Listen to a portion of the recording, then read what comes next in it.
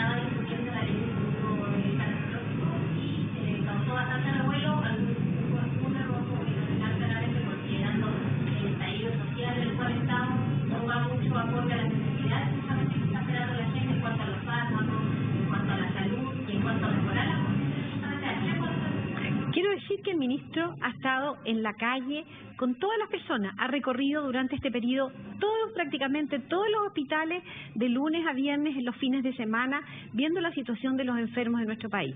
Ayer en el Congreso se estaba discutiendo una ley que beneficia directamente a las personas y que yo celebro que se haya aprobado en la Comisión de Salud del Congreso.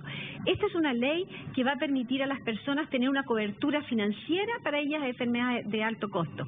Esta ley llevaba 3 meses discutiéndose en la Comisión de Salud de la Cámara de Diputados.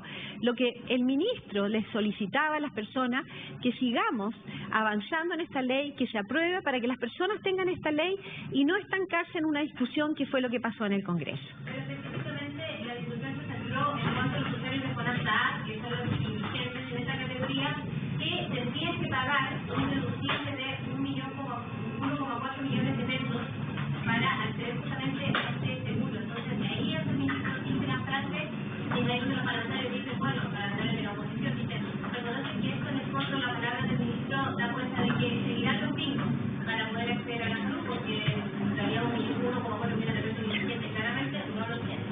Esta es una ley que puede ser perfectible, avanzando lo que el ministro quería que una vez por todos. Llevan 3 meses la ley en el Congreso, en la Comisión de la Cámara de Diputados, llevaba desde las 9 de la mañana hasta las 5 de la tarde que fue aprobada esta ley y que efectivamente es una ley que va a beneficiar a las personas que están en FONASA para cubrir financieramente en un 85% aquellas enfermedades de alto costo que están en la modalidad libre elección, como cirugías de cadera, cirugías de rodilla. Es un proyecto de ley que es tremendamente bueno para aquellas personas que no tienen acceso a este tipo de cirugías. Va a generar el uso del lenguaje, como él dice eso, pero no cambiar una ley por una marcha, considerando que esta.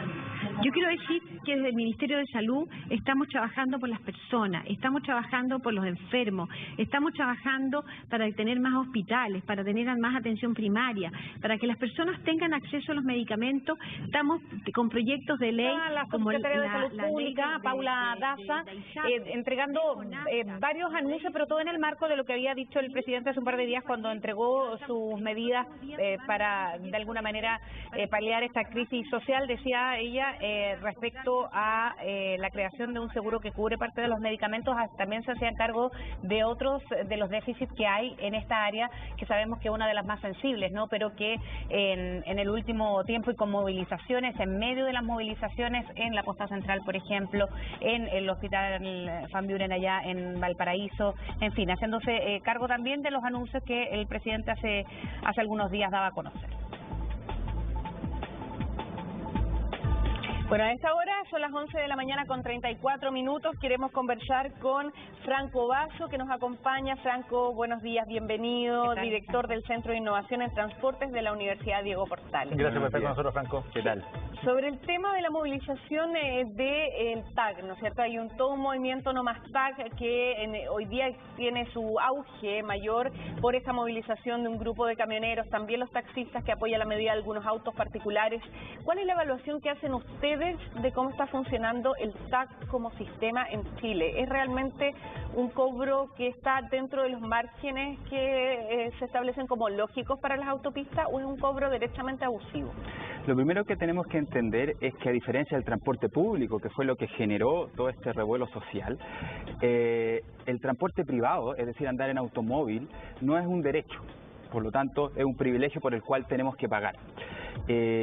Por lo tanto, si es que en algo tenemos que enfocar los escasos recursos públicos que tenemos hoy en día, eso tiene que ser en el transporte público, y eso es una muy buena noticia que se haya echado pie atrás con respecto a los 30 pesos que habían anteriormente. ¿Por qué dices que no es un derecho?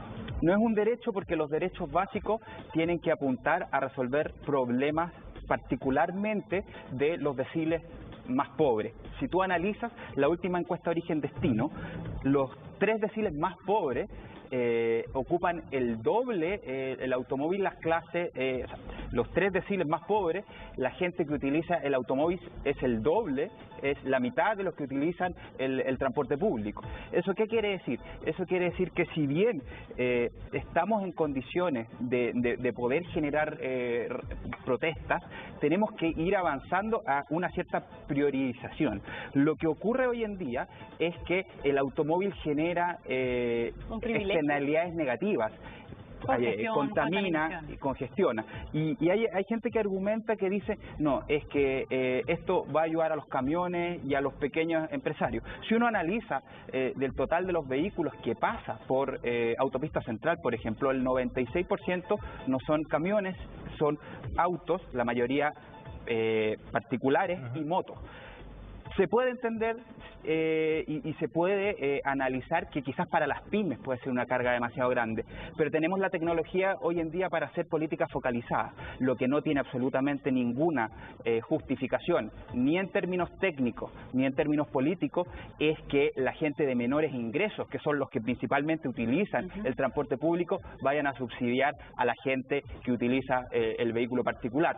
Otro dato, del total de los viajes que se hacen en auto en Santiago, cerca de la mitad se hacen y provienen del sector oriente de Santiago. Por lo tanto, la medida del no más TAC es una medida que se están aprovechando de la coyuntura y, por cierto, que es populista. Ahora, Franco, una opción en la que se basa tu análisis es que se elimine el TAC, porque por eso tú hablas de subsidiar.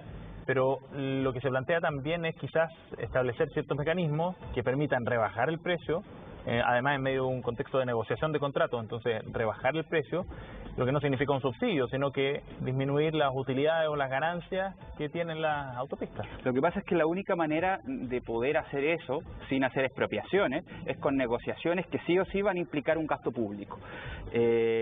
No existe manera, y eso tiene que quedar claro para la población, de que bajen las tarifas del TAC sin que el Estado tenga que poner plata. ¿Por qué no?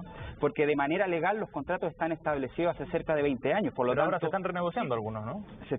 No, todavía no. La mayoría se va a renegociar. Por ejemplo, el primero es la Ruta 68, el año 2023. Ajá. Estoy de acuerdo. Cuando se generen esas negociaciones tienen que hacerse en condiciones mucho mejores que las que se hicieron. Eso. En su minuto, cuando comenzó la concesión, se hicieron con demasiados beneficios para la autopista. Yo en eso estoy de acuerdo. Ahora hay que tener también en consideración cómo ocurría la situación en ese minuto. Este era algo relativamente nuevo, no era seguro que fueran a llegar oferentes. Tenemos que avanzar a generar unos contratos que sean mucho menos, que privilegien mucho menos a las concesionarias y mucho más a los usuarios. Pero lo que hoy en día no es posible es pedirle al Estado que con los pocos recursos y la múltiple cantidad de demandas que están ocurriendo hoy en día subsidie a la gente que utiliza el automóvil, que en general, como decía anteriormente, son normalmente los más ricos de este país. Sí, pero me quiero detener en ese punto porque tú publicabas hoy una reflexión al respecto y obviamente que se dividió en Twitter en este caso, porque en hablar que es un privilegio uno entiende la lógica, ¿no? Porque efectivamente son más las personas que utilizan el transporte público, pero empieza ahí una discusión bizantina y que tiene que ver con que la clase media, que es mucha también, tiene un auto porque el transporte público no está a la altura. Entonces ahí volvemos a la discusión del Transantiago casi antes, pero para hacerla más actual.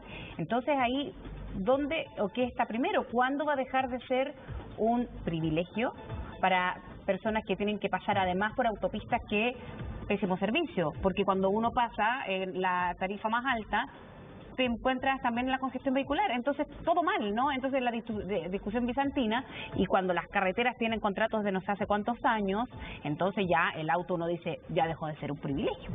Lo que pasa es que en términos técnicos lo que uno quiere es que la gente utilice menos el automóvil, no más el automóvil. Y si nosotros bajamos las tarifas, sobre todo si se hace a través de un subsidio estatal, la señal que se está dando es absolutamente la contraria. Lo que nosotros tenemos que hacer es promover modos de transporte que sean limpios, la bicicleta, por ejemplo, el scooter, y masivos como el metro de Santiago. Pero lo que no se puede hacer es gastar los pocos recursos que tiene el Estado para privilegiar un modo de transporte que es contaminante, que aporta congestión y que normalmente está asociado a los estratos más altos. Dame un minuto porque tenemos que ir precisamente a un punto de prensa en el que el ministro de Obras Públicas, Alfredo Moreno, va a hablar de este tema. Seba Fuentes está en el lugar. Seba. Sí, buenos días. Estamos atentos al balance que va a realizar el Ministerio de Obras Públicas. Seda Fuentes ahí con el Ministerio de Obras Públicas, el ministro de Obras Públicas, Alfredo Moreno. Claro, ha habido un movimiento y estamos precisamente ahora con Franco Basso hablando de esto, por eso cuando estemos en contacto nuevamente con el ministro Moreno, Franco, la idea es escuchar y también empezar a ver cuáles son las medidas que se pueden tomar en este sentido. Así que ahí retomamos el contacto y escuchamos a Alfredo Moreno, a ver si se mejoró la señal. Colectivos que han tomado... Estamos medio complicados con la imagen y con la señal, sobre todo además el audio de Alfredo Moreno, pero es interesante por supuesto escuchar lo que dice el ministro de Obras Públicas. Ahora, se plantea entonces que desde el punto de vista de ustedes que no existe la posibilidad de eliminar el TAC, pero ¿qué otra alternativa queda considerando que la próxima negociación, como decías tú, es la que viene el 2023? ¿Qué se hace mientras tanto? Porque a uno le queda la sensación de que además, por ejemplo, cada alza que se aplica el IPC más un porcentaje a discreción. Además, la cantidad de años que fueron negociados estos contratos también es muy grande, ¿no? Sí, efectivamente. El gobierno del presidente Piñera está avanzando en tratar de morigerar las alzas. Las alzas por contrato efectivamente son de un IPC más un 3,5% y las negociaciones que, según se ha dado a entender, ya están llegando a buen puerto, están logrando que esas alzas disminuyan de un 3,5 a un 1,5%. Ahora bien, nuevamente, eso no va a ser gratis, eso lo vamos a pagar todos de dos maneras, o con plata directa del Estado o con extensiones de contrato, porque evidentemente estamos en un Estado de Derecho y si bien los contratos que se firmaron no son los mejores pensando hoy en día, son lo que nosotros tenemos. Tenemos que apuntar sin lugar a dudas a tratar de mejorar esos contratos y a tratar de generar ciertas políticas de movilidad sustentable. La gente decía por Twitter hoy en día, es que en mi casa no llegan los buses. Entonces la pelea es porque lleguen los buses, pero no podemos dejarnos avasallar por este tipo de medidas que sin lugar a dudas son populistas. Si vamos a luchar por algo, la lucha tiene que ser por el transporte público, por los trenes, por los metros, por los tranvías. Franco, ¿debería incorporarse, por ejemplo, también que fuera automático en la próxima negociación de los contratos, que fuera automático que si yo voy pasando en un horario que es definido como hora alta y hay taco, ¿me cobren menos? No, eso tampoco tiene sentido en términos técnicos. Lo que nosotros queremos es que la gente utilice de manera racional el automóvil. Si nosotros queremos que la gente, cuando uno tiene que escoger en punta mañana o en punta tarde, diga, me voy a ir en metro, me voy a ir en auto, obviamente uno toma su decisión tomando en cuenta el costo, el tiempo. Nosotros queremos que andar en auto, a lo menos dentro de la ciudad de Santiago, sea caro. Eso definitivamente es algo deseable en términos económicos. Se ha logrado por los estacionamientos. Se ha logrado y justamente lo que tenemos que apuntar y poner todas las fichas es mejorar el Transantiago de una vez por todas, que se hagan las licitaciones, que no sigan siendo la compra de buses eléctricos los que generen alzas. Tenemos que avanzar por fin en mejorar la gestión. El Ministerio de Transporte está haciendo una gestión muy deficiente en términos de las licitaciones. No se logra renovar los contratos, se siguen haciendo negociaciones a puertas cerradas y eso es finalmente lo que explicó el alza y lo que explicó este estallido social que ocurrió finalmente. Y negociaciones no en paquete, según lo que conversábamos hace un tiempo, yo te escuchaba decir que aquí lo que justificó o lo que determinó que subieran estos últimos 30 pesos que generaron este tremendo estallido social es que se iban comprando a goteo los buses eléctricos y no se generó una gran compra en términos de volumen, ¿no? Efectivamente, acá se generaron negociaciones a puertas cerradas, compra de a 10, 30, 100 buses y eso efectivamente tiene un costo y aquí lo más grave en términos de confianza es que la ministra mintió. La ministra de Transporte mintió cuando le dijo a los chilenos que esto se debía a razones externas. Esto fue una decisión política del gobierno subir el alza del metro. Y aquí no se han dado todos los mea culpa que corresponden. Cuando una autoridad le dice a la gente, sabe que la verdad es que esto es porque aumenta el precio del dólar o porque aumenta la energía eléctrica y después sabemos, a final de la semana pasada se mostraron cuáles eran los resultados del panel de expertos y se mostró ahí claramente que se debe a un déficit del sistema. Ese déficit del sistema es por una mala gestión del Ministerio de Transporte. Entonces no solamente tenemos una mala gestión que desemboca en un alza, sino además nos miente mienten con respecto a las razones de esa alza. Eso no puede ser y requiere una aclaración cuanto antes del Ministerio de Transporte. Franco, ahora para un segmento específico de los que se están movilizando hoy día, el de los camioneros, ¿resulta caro el peaje? Sí, para el caso de los camioneros efectivamente es algo que pudiese analizarse. ¿Por qué? Porque el costo de la cadena logística, el costo de la cadena de suministro, por cierto, tiene un costo súper importante en términos de transporte, en términos de mover la mercadería desde los principales puertos, San Antonio, Valparaíso, hacia la zona céntrica. ¿No por lo tanto, los consumidores al final? Sí, exacto. Hay una parte que se puede estar traspasando a los consumidores. Entonces, aquí sí podemos avanzar y esperemos que el ministro Moreno sí pueda avanzar en tratar de generar tarifas diferenciadas para los camiones y sobre todo para las pymes. Existen muchos pequeños negocios que se mueven con 2 o 3 van y que efectivamente pueden estar pagando demasiado en TAC y eso al finalmente termina afectando a la gente que compra. Y el producto final, claro. Y el producto final. ¿Qué pasa ahora?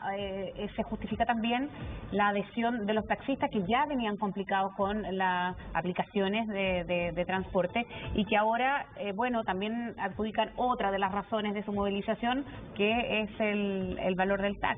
Claro, aquí como decía anteriormente existe una amalgama y estamos ante crecientes demandas y aquí el objetivo del Estado tiene que ser priorizar cuáles son las demandas que son más urgentes a cuáles son las demandas que son menos urgentes.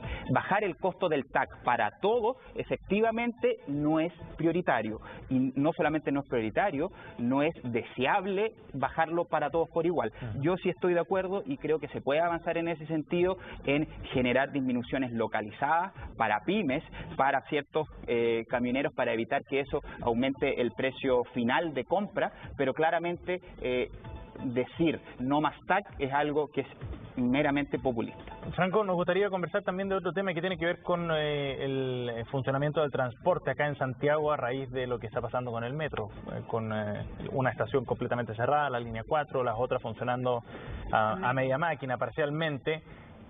¿Qué proyección se puede hacer para el funcionamiento del transporte acá en la capital con el metro en estas condiciones? Por suerte, durante los últimos días se ha ido normalizando un poco la situación. Hoy en día tenemos la línea 2, 3, 4, 5 y 6 operativa. La única que no está funcionando completamente son la línea 4 y la línea 4A.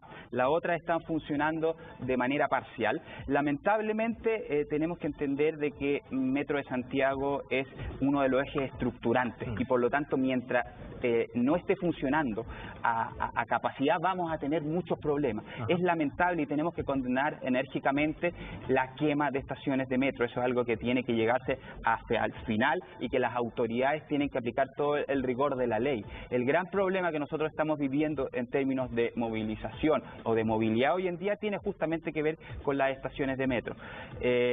Yo espero que durante los próximos días pueda por lo menos avanzarse en ciertas estaciones. Por ejemplo, el tramo de la línea 4 entre Tobalaba y sector de Quilín no sufrió mayores daños, puede seguir avanzándose en ese sentido. La línea 3 y la línea 6 están funcionando con pocas estaciones todavía.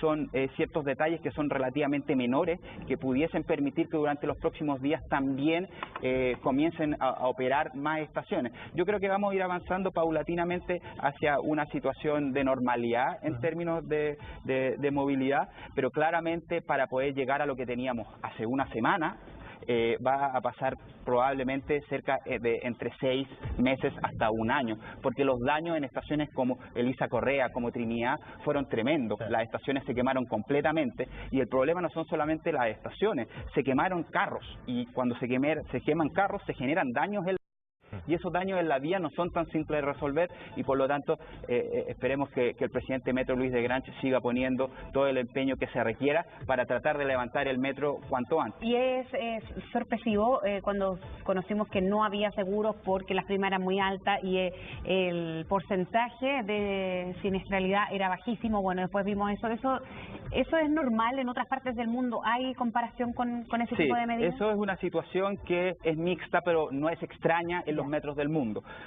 Nosotros hicimos un cálculo y si es que el Metro de Santiago hubiese pagado seguros desde el inicio de su operación, hubiésemos pagado 4.500 millones de dólares, el equivalente a 50 kilómetros de líneas de metro.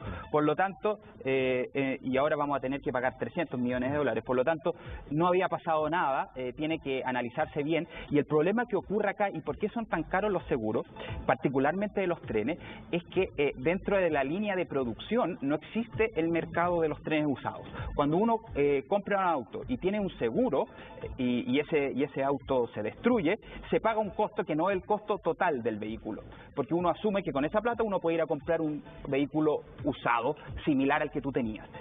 En los trenes no existe el mercado de trenes usados, por lo tanto, efectivamente las primas son muy caras y la política que ha utilizado el Metro de Santiago es correcta en mi opinión, y en términos de las cifras también así lo demuestran, era solamente utilizarlo para edificios corporativos, pero para casos como estos no tener seguros que efectivamente son muy caros y no convienen. Franco, muchísimas gracias por haber venido a conversar con nosotros de estos temas. Muy amable. Muchas gracias, Franco. A esta hora